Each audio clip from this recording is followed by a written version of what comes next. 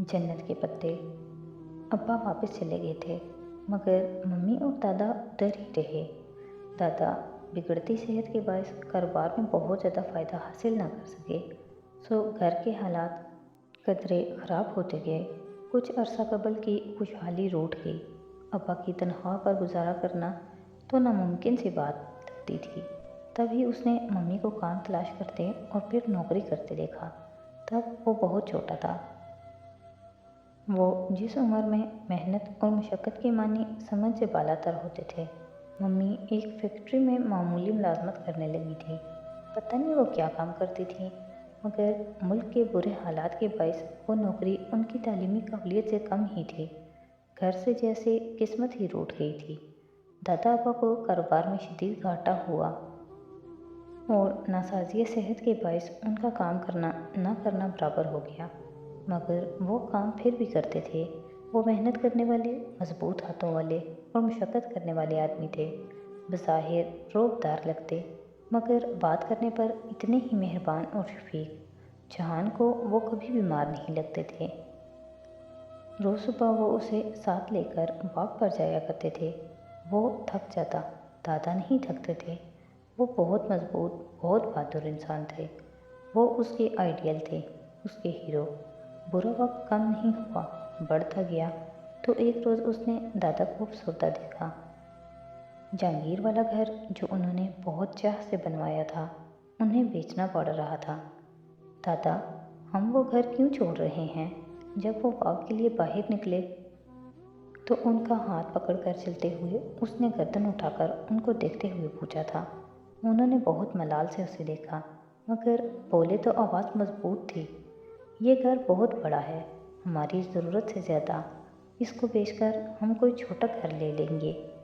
क्या हम नया घर खरीदेंगे? नहीं बेटा, हम अभी उसके मुतहम्मल नहीं हैं। मगर तुम ये बात अपनी माँ से मत करना। तुम तो जानते हो, ये जानकर वो गमगीन होगी। क्या तुमको राज रखने आते हैं मेरे बेटे? उसने फ़ौरन इस्बात में सर हिलाया। जी दादा, मुझे राज रखने आते हैं। फिर उन्होंने जहांगीर छोड़ दिया और समंदर किनारे एक दरे खस्ता हाल जगह पर आ बसे। यहाँ उनका घर छोटा और पहले से कमतर था। किराए का घर। तब उसके करीब फैला साहिल समंदर आज की तरह खूबसूरत, पुख्ता फुटपाथ से मुज़य्यन नहीं होता था, बल्कि वहाँ पत्थरों का कच्चा सा साहिल था। बगले हर वक्त वहाँ फड़फड़ाते हुए उड़ा करते। दादा कहते थे, इस्तांबुल मस्जिदों का शहर है, लेकिन जहान को वो हमेशा बगलों का शहर लगता था। अपने घर की बालकनी से वो इन बगलों को अक्सर देखा करता था। शाम में वहाँ बैठकर वो इनको यूं शुमार करता जैसे लोग तारे शुमार करते थे। वो थक जाता, मगर बगले ख़त्म ना होते। वो अब भी सुबह दादा के साथ बास्फोरस किनारे वॉक पे जाया करता था। वो अपनी बीमारी के बावजूद बहुत तेज़ तेज़ चलता करते थे। जहान बगलों के लिए रोटी का टुकड़ा पकड़े उनकी रफ्तार से मिलने की कोशिश में लगा रहता, मगर वो हमेशा आगे निकल जाते, फिर रुक जाते और तब तक ना चलते जब तक वो उनके साथ ना आ मिलता। आप रुकते क्यों हैं? वो तन कर पूछता। मैं चाहता हूँ कि मेरा बेटा मुझसे आगे निकले, पीछे ना रहे। वो उसे हमेशा मेरा बेटा कहते थे। बहुत बाद में उसे महसूस हुआ कि वो अपने असल बेटे को बहुत पसंद नहीं करते। अब्बा अरसे बाद आया करते और जब आते दादा के साथ तल्ख कलामी ज़रूर हो जाती। मम्मी अब किसी जगह से कपड़ों पे मुख्तलिफ़ किस्म के मोतियों का काम सीखती थी, साथ में नौकरी। वह उनसे भी लड़ पड़ते, मगर उसने हमेशा अपनी माँ को सब्र शुक्र करके खामोशी से अपना काम करते देखा था। वो अब्बा को बहुत रसान से जवाब देकर उन्हें खामोश करार देती और साथ साथ अपना काम करती रहती। मम्मी और दादा ये दोनों अफराद कभी फारिग नहीं बैठते थे। बेकार रहना ये लफ्ज़ उनकी लुग़त में था ही नहीं। बहुत बचपन से वो उनकी तरह बनता गया। उसे काम की आदत पड़ गई और फिर उसे फारिग बैठने का मतलब भूल गया। उसे बस इतना मालूम था कि वो वर्किंग क्लास लोग हैं, उन्हें हर वक्त काम करना चाहिए।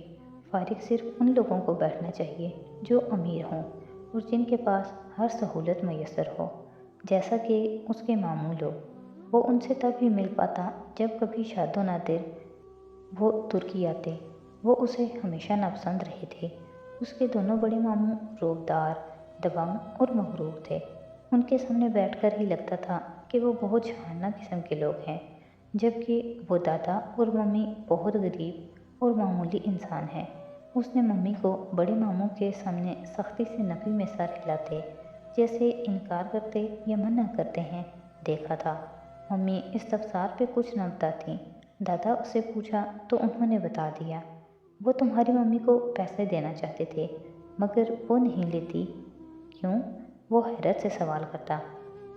جب انسان کے یہ دو ہاتھ سلامت ہوں تو اس کی عزت کسی سے کچھ نہ لینے میں ہوتی ہے۔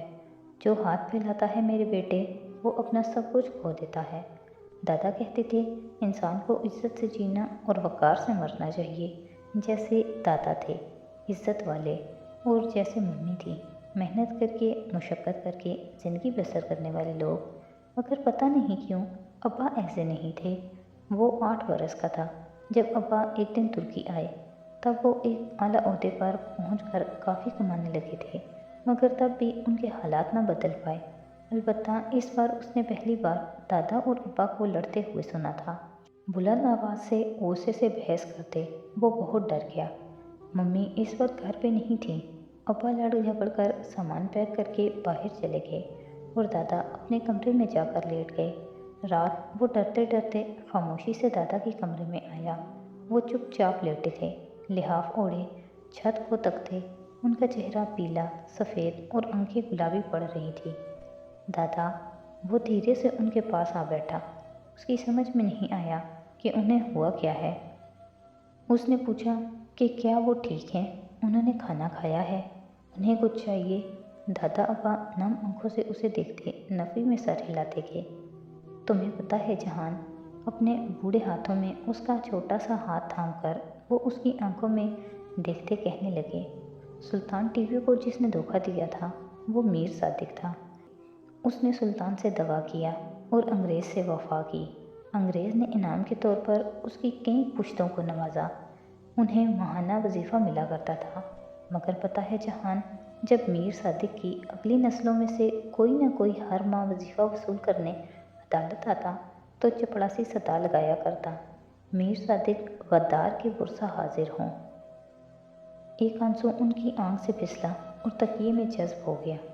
میرے بیٹے، میری بات یاد رکھنا، جیسے شہید قبر میں جا کر سینکڑوں سال زندہ رہتا ہے، ایسے ہی غدار کی غداری بھی صدیوں یاد رکھی جاتی ہے۔ دن کے اختتام پر فرق صرف اسی چیز سے پڑتا ہے کہ انسان تاریخ میں صحیح طرف تھا یا غلط طرف پہ۔ پھر انہوں نے اس کا ہاتھ اپنے دونوں ہاتھوں میں پکڑ لیا۔ اسے آج بھی یاد تھا، دادا کے ہاتھ اس روز کپکپا رہے تھے۔ میرے بیٹے، مجھ سے ایک وعدہ کرو گے؟ اس نے اثبات میں سر ہلایا۔ یہ تمہارا ملک نہیں ہے، مگر تم اس کا کھا رہے ہو، کبھی اس کو نقصان مت پہنچانا۔ لیکن جو تمہارا ملک ہے نا، جس نے تمہیں سب کچھ دیا ہے اور تم سے کچھ نہیں لیا، اس کا کبھی کوئی قرض آ پڑے تو اسے اٹھا لینا۔ میں وہ بوجھ نہیں اٹھا سکتا جو تم پر آن پڑا ہے، تم اسے اٹھا لینا۔ پھر انہوں نے لحاف میں جیسے جگہ بنائی۔ آؤ میرے پاس لیٹ جاؤ۔ وہ وہیں دادا کے بازوؤں سے لگا ان کے لحاف میں لیٹ گیا۔ دادا بہت گرم ہو رہے تھے، ان کا بستر بھی گرم تھا۔ اس کی آنکھیں بند ہونے لگیں، وہ سو گیا۔ صبح وہ اٹھا تو دادا فوت ہو چکے تھے۔ اس روز وہ بہت رویا تھا، ممی بھی بہت روئی تھیں۔ اس نے پہلی بار جانا تھا کہ موت کیا ہوتی ہے، موت کی شکل اور حیت کیا تھی۔ وہ کچھ نہیں جانتا تھا سوائے اس کے کہ موت بہت سرد ہوتی ہے، دادا کے جسم کی طرح۔ اس نے بہت بار ان کا ماتھا، ان کی آنکھیں اور کانوں کو چھوا۔ وہ برف ہو رہے تھے، سرد اور ساکن۔ اسی شام ایک سمندری بگلا اس کی بالکنی میں آ گرا تھا۔ وہ زخمی تھا، جب تک اس نے دیکھا وہ مر چکا تھا۔ جہان نے اسے دونوں ہاتھوں میں پکڑ کر دیکھا۔ وہ سرد تھا، سرد اور سخت، یہی موت تھی۔ ابا ان کے ساتھ نہیں تھے، وہ کہاں تھے اسے معلوم نہیں تھا۔ بس ممی اور وہ دادا کو پاکستان لے آئے، وہیں ان کو دفنایا گیا، وہیں وہ ابدی نیند جا سوئے۔ मगर अब्बा का नामो निशान ना था। मम्मी इन दिनों बहुत गमगीन ज़दा रहती थीं।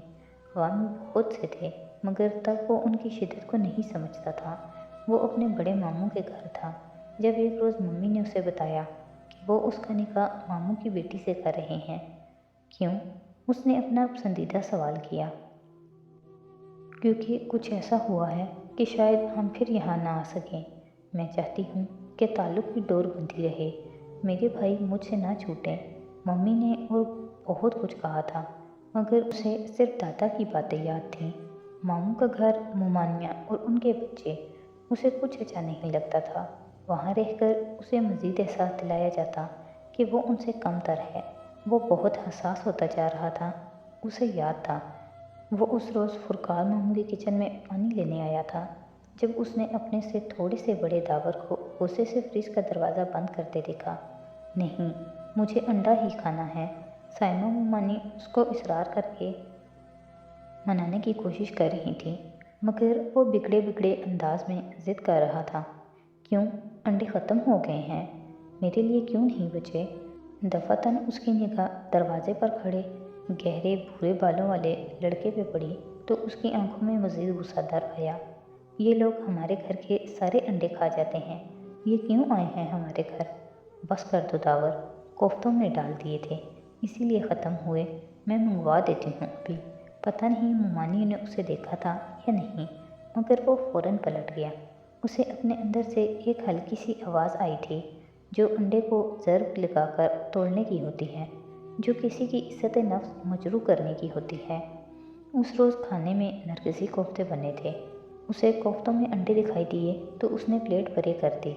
रात को भी उसने खाना नहीं खाया। उसका अब मामू के घर किसी भी शय को खाने का दिल नहीं चाहता था, अंडे तो कभी भी नहीं।